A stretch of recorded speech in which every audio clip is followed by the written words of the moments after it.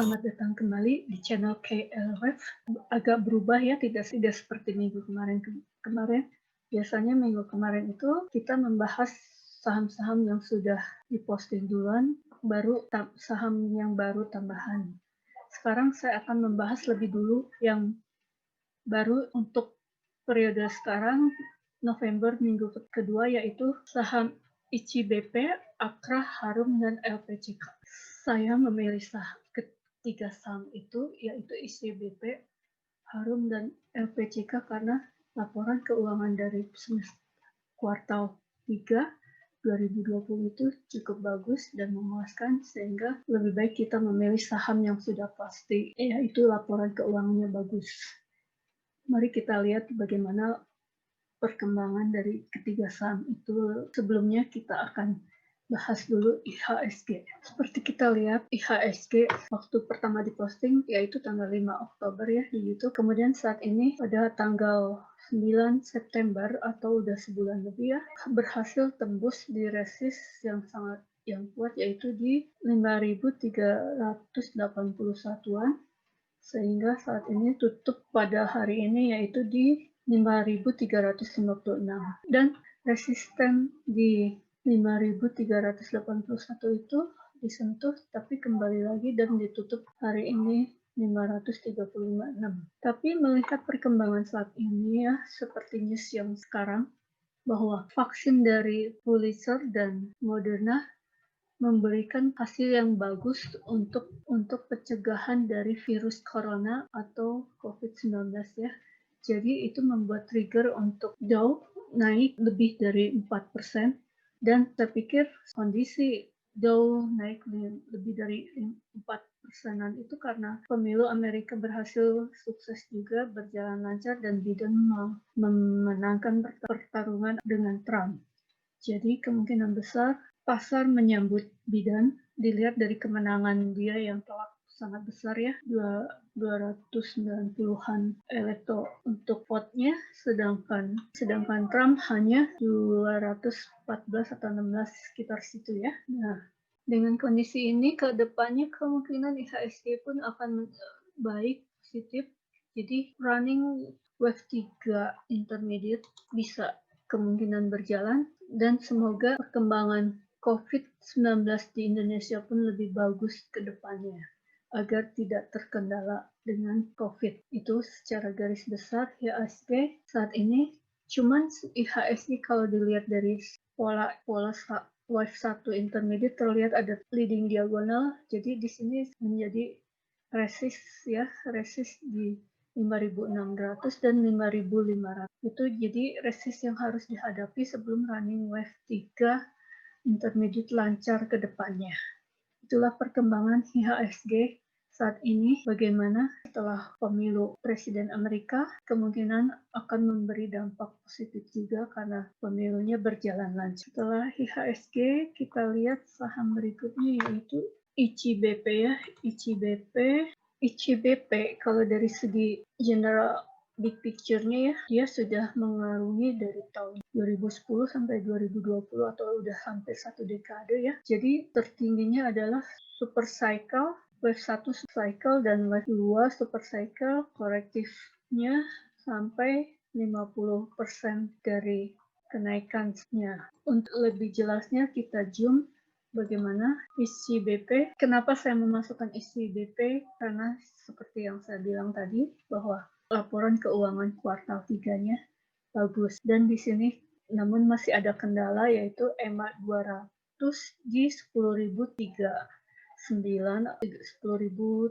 ya kalau dibulatkan. Kalau lihat ke laporan keuangannya kemungkinan ditembus, cuman waktunya kapan kita bisa lihat nanti ya, kira-kira kapan kita ikutin saja pergerakannya pasarnya, karena ini sektor consumer jadi lebih bagus pada saat COVID ya, tidak terlalu pengaruh oleh COVID.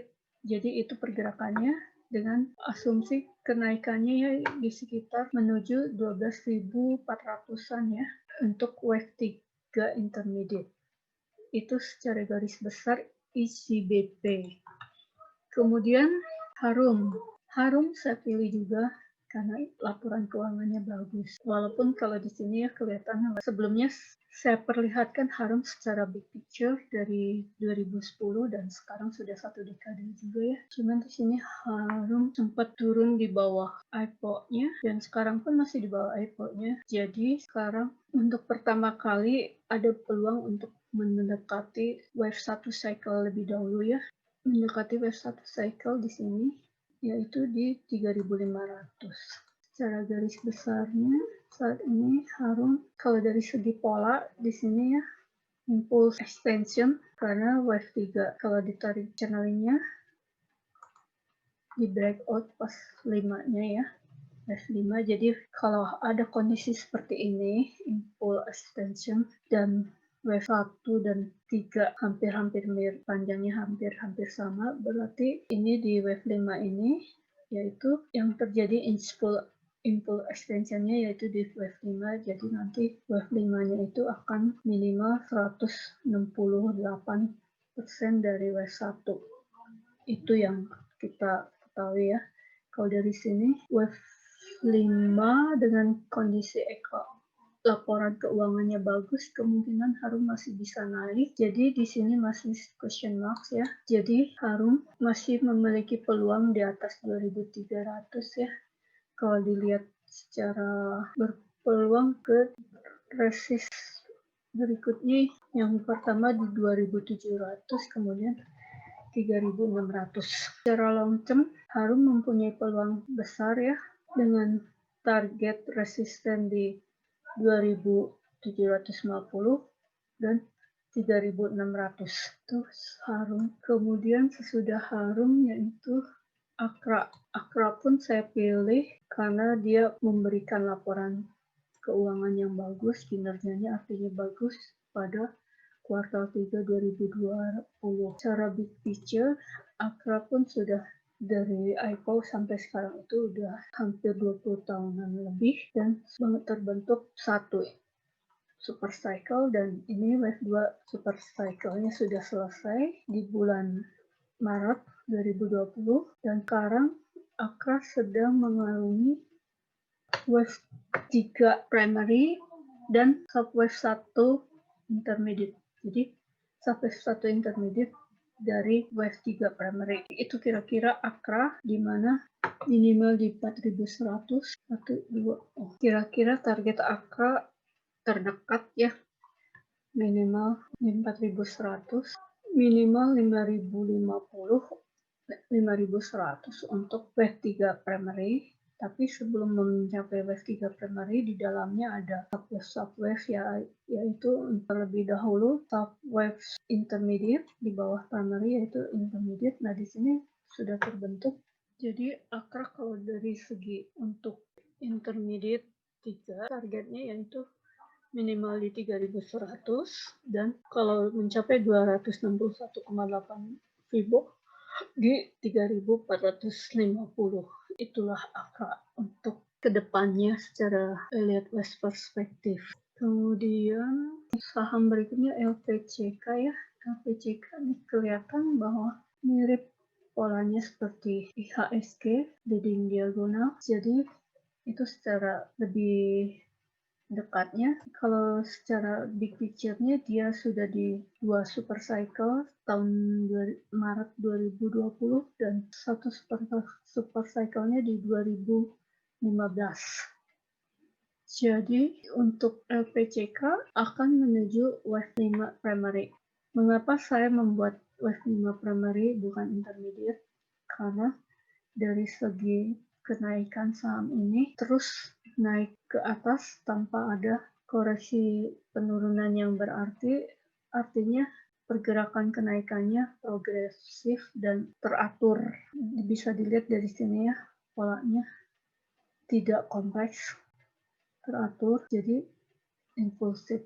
Itu cara membedakan bagaimana awal suatu hitungan itu apakah intermediate atau primary bila pergerakan harga tersebut apakah teratur naiknya ataupun turunnya dan terus menanjak ke atas. Begitulah LPCK dengan target terdekat yaitu 1.200 di resistnya. Untuk sekarang mari kita lihat saham-saham yang sudah diposting mulai dari 5 Oktober atau minggu pertama Oktober, dimulai dengan saham BBRI. Saham BBRI masih ada peluang menuju ke wave 1 intermediate-nya ya, di sekitar 4.300 itu dilihat dari channeling dari pola leading diagonal. Kalau lihat dari sini mungkin dia akan ada retrace dulu di 3.800, di mana di sini terlihat ada peaknya di wave 3 dari wave 1 intermediate atau wave minor 3. Jadi itu perkembangan BBRI masih ada peluang naik sampai pertama ada resist di 3.800, kemudian ke 4.300. Kemudian Telkom ya kuartal 3 itu laporannya lumayan baik, walaupun lebih jelas lebih kecil menurun dari kuartal 2 2019, tetapi dari kuartal 2 2020 ada kenaikan berarti walaupun kecil hanya sekitar 2-3%. Di sini sudah bisa melewati EMA 50. Kemudian di sini ada resist yang harus ditembus yaitu di 3.000. 3.000 itu yaitu garis dari downtrend yang harus ditembus. Dan kemudian ada resist lagi di EMA 200 yaitu 3.130. Jadi Telkom ada potensi naik ke 2.900 dan kalau bisa tembus ada lagi kendala di 3.100 sebagai resist atau di sini yaitu yang menunjukkan suatu saham long term-nya biris atau biris dilihat dari EMA 200 di bawah atau di atas EMA 200. Telkom masih biris karena masih di bawah EMA 200. Itu dari segi Telkom. Kemudian saham berikutnya Cepin. Cepin pada tanggal 9 November berhenti di garis downtrend dan dia harus di breakout baru running wave intermediate akan berjalan lancar. Kalau dari segi laporan keuangannya tidak bagus, tapi kita lihat ya mungkin sudah fresh in. Jadi itulah perkembangan Cepin dari segi elite west perspektif. Kemudian setelah Cepin INTP jadi peluang membentuk WD apakah karena di 12.500 sudah di breakout, jadi kemungkinan peluang WD-nya di sini. Tapi kalau dari segi resist dari channeling ini sudah di breakout, cuman ada kendala di EMA 200. Apakah dia berhenti di EMA 200, ada koreksi lagi atau lanjut? Kalau lanjut berarti pola kontrak prinsip angelnya tidak jadi, melainkan hanya pola ABC saja, yaitu flat. Begitu cara garis besar INTP dan kita tidak perlu melihat harga jauh, yang penting kalau dia sudah di atas EMA 200 berarti peluang untuk membuat wave 3 intermediate itu akan berjalan. Itu dari segi elite west perspektif INTP. Itu INTP, kemudian setelah INTP yaitu BRPT. BRPT masih bergerak di range EMA 200, antara EMA 200 dan EMA 50 ya. Jadi BRPT masih belum mulus untuk melanjutkan wave 3 intermediate-nya. Kita bahas nanti kalau sudah bisa menembus garis downtrend dari tanggal 5 Oktober dan dari tanggal 5 Mei dan 14 Juli. Kalau dari situ bisa ditembus, maka BRPT akan melanjutkan wave 3 intermediate-nya. Demikian BRPT. Kemudian Arch sudah berhasil di atas EMA 50 dan ada peluang naik dulu, walaupun di sini ada panah. Berarti ada retrace dulu. Retrace-nya minimal di sini, di retest maksimal 1610 sebagai entry point, dan masih kalau kita lihat di sini ya, dia masih berkutat membentuk wave 1 intermediate. Wave 1 intermediate-nya di mana kita ikutin di sini ya, mendekati, kalau teori mendekati wave B sebelumnya ya, itu ACES perkembangan sekarang. Kemudian setelah ACES yaitu saham UNTR seperti yang saya perkirakan berdasarkan alert wave perspektif untuk membuat wave 2 intermediate itu di Fibo 50 atau 61,8 antara 17.000 sampai 18.500, dan masih berjalannya. Sekarang masih di Fibo 38,2. Jadi masih ada penurunan lagi hingga minimal 50 di 18.700 dan 17.000 di Fibo 61,8. Jadi UNTR masih berpeluang turun untuk membentuk wave intermediate 2. Setelah UNTR kemudian saham main masih berkutat kecil ya, tapi sudah keluar dari pola yang saya perkirakan kemarin adalah ending diagonal, tapi ternyata tidak terjadi. Jadi kemungkinan di sini hanya ada A, B, C ya. Nah, setelah garis di sini ditembus yang ini, jadi kita recounting. Nah, ini yang dinamakan recounting bila roll dipatahkan. Awal mulanya saya memperkirakan yaitu di ending diagonal, tapi ternyata dia hanya membentuk pola ABC saja atau flat ya. Jadi di sini terlihat bahwa main itu berbentuk polanya adalah flat irregular.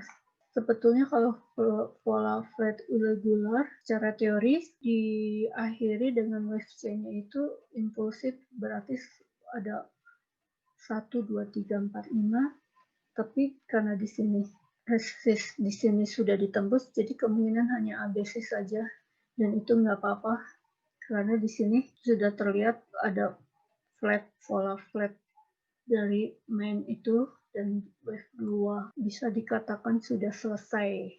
Jadi itu yang harus kita perhatikan, bahwa follow the market artinya ada beberapa pola, tapi pola mana yang menjadi terbentuk, kita harus antisipasi dari bentuk-bentuk pola yang banyak pada saat corrective wave atau retrace. Di sini kalau kita lihat sebagai retrace ya, bukan corrective wave, karena masih berusaha untuk membuat pembalikan arah. Demikian secara garis besarnya main pada 9 November 2020. Kemudian Adro masih berkutat di sini, masih wave 2 dan wave 2 minor, dan dilihat dari laporan keuangannya tidak begitu bagus, jadi kemungkinan nanti yang bulan Desember akan saya drop diganti dengan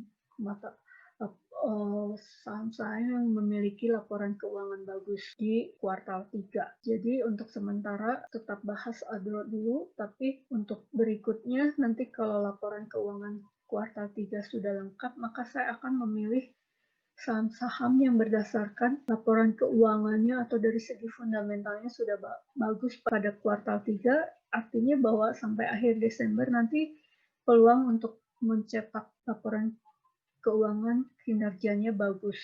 Itu yang akan kita pilih nanti untuk bulan Desember ya. Karena sampai November sekarang ini laporan keuangan belum lengkap semua. Jadi nanti kalau sudah lengkap semua akan saya pilih yang terbaik di setiap sektornya. Itu secara garis besar Agro. Kemudian saham berikutnya yaitu ASI. Ya masih bisa masuk, masih menuju wave 3 minor, walaupun di sini ada retrace dikit, tapi sepanjang masih di atas EMA 200, dia tetap akan menuju ke target sasarannya, yaitu di 6.200, Fibo 261,8. Itu secara garis besar ASI, laporan keuangannya belum ada. Kemudian saham berikutnya yaitu BBKP. Nah, BBKP berhenti di sini, tertahan di support ya, supportnya 240, peluang kenaikannya masih sedikit-sedikit, mungkin menunggu laporan keuangannya bagaimana, tapi sampai sekarang laporan keuangan belum keluar. Jadi belum menarik untuk dimasukin ya. BBTN. Nah, BBTN laporan keuangannya bagus saat ini ya. Jadi peluang untuk masuk ke wave 5 intermediate itu masih berlanjut di 2000. Target BBTN yaitu di 2000. Jadi entry point BBTN di atas EMA 200 itu masih bagus, yaitu di 1420. Selama dia masih di atas 1420, silakan masuk, menunggu retrace dikit-dikit saja. Masih aman dengan target di 1950, dan kebetulan BBTN laporan keuangannya saat ini bagus ya. Begitu secara perspektif BBTN. Setelah BBTN kemudian LSIP. Nah, LSIP masih tertahan di 1020. Udah berkali 3 kali ya dia mencoba, udah 2 kali 3 kali ya mencoba untuk menembus 1020 di 1010, tapi tidak berhasil juga. Tapi tidak ada tanda untuk turun juga, jadi masih peluangnya ke atas untuk mencapai target 3 intermediate-nya di 1400-1450 itu yang terdekat ya. Kalau mau lebihnya jauh itu LSIP belum ada pergerakan yang menarik, tapi masih ada peluang naik ke atas. Setelah LSIP, SCMA seperti yang saya perhitungkan minggu kemarin, dia akan berhenti di channeling ini. Jadi kemungkinan masih ada retrace untuk membuat wave 2 cycle. Wave 2 cycle di sini. Kita rubah lagi ya. Kemarin waktu itu belum. Kemungkinan besar akan retrace 1100 di 50 atau 1000. Kira-kira begitu secara garis besar. SCMA bukan menarik untuk dimasukin dulu. Kita tunggu retrace dulu dengan entry point di minimal di 1300. Ini buy zone-nya. Kemudian BMRI bagus, masih ada peluang untuk memasuki wave 1 dari 3 primary atau wave 1 intermediate. Masih ada peluang ke 7.500. Jadi silakan, masih bila ada retrace boleh masuk, dan support terdekatnya di 5.900. Kemudian saham Inco. Inco pun kemungkinan di sini saya buat garis channelingnya Inco ya. Kalau dia tetap berada di atas garis channelingnya, berarti wave 5 dari Inco ini primary-nya adalah extension. Jadi kemungkinan 168,2% dari panjangnya wave 1 intermediate dari yang sini ya. Itu Inco. Kalau ini tetap bertahan di atas channeling ini, karena channeling ini hari ini di breakout, kemungkinan besar naik lagi, maka jadinya adalah impulse extension dengan wave 5 terpanjang. Peluangnya itu secara garis besar Inco menurut LFS perspektif. Kalau mau lebih jelasnya, baca kembali teori-teori wave materinya agar jelas apa yang saya terangkan. Demikianlah untuk agro, tidak saya akan bahas lagi karena agro masih mandak aja dan belum menarik untuk dimasukin. Jadi itulah kira-kira saham-saham yang secara kontinu akan saya bahas sampai minimal satu siklusnya terjadi ya. Jadi mungkin akan panjang ya sampai 2021 kali ya ini kalau membahasnya, tapi nanti setelah laporan keuangan kuartal 3 keluar, saya akan buang saham-saham yang memiliki laporan keuangan kinerjanya tidak bagus. Jadi yang akan saya tampilkan untuk Desember nanti ya, akan saya bahas khusus untuk saham-saham dengan kinerja yang bagus, karena lebih menarik kita trading saham-saham yang berkinerja baik daripada saham-saham yang kinerjanya tidak bagus. Itulah gunanya top-down analisa, yaitu bahwa walaupun teori Elliott Wave ini banyak teknikalnya, tetapi saya tetap fundamental yang diutamakan top-down analisa, mulai dari laporan keuangannya, jadi kita lihat apakah bagus atau tidak, kemudian kita akan pilih mana yang terbaik dari saham-saham setiap sektornya. Itu semoga bermanfaat dari pelajaran ini, dari ulasan ini. Sampai ketemu untuk sesi berikutnya, yaitu minggu ketiga November, minggu depan.